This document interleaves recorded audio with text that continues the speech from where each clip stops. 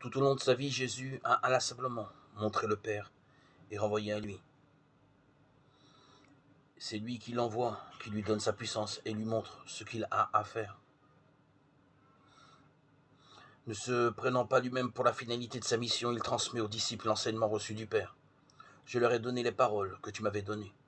Et à la fin de son temps sur terre, il renvoie encore les disciples à l'amour et à la protection du Père en priant pour eux.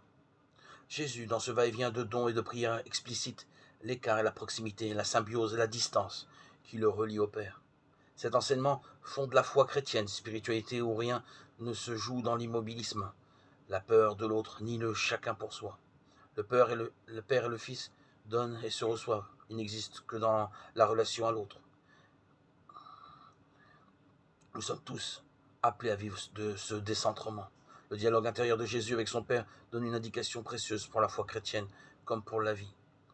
Un mouvement doit circuler entre les personnes en présence, ici le Père, le Fils et les disciples, qui génèrent de la vie. Aucun des acteurs en présence ne vaut pour lui-même.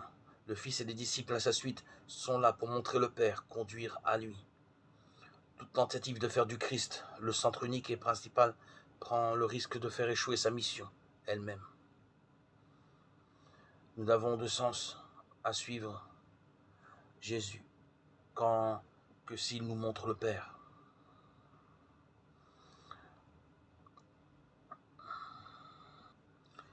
Les paroles de Jésus sont une invitation à élargir notre vision. Comprendre ce qui se joue en Christ suppose de rentrer dans un mouvement de dons et de gratitude, de relations et de mouvements, où chacun n'a de sens qu'en renvoyant à plus grand que lui. Mon cœur m'a redit ta parole, cherche ma face, psaume 26.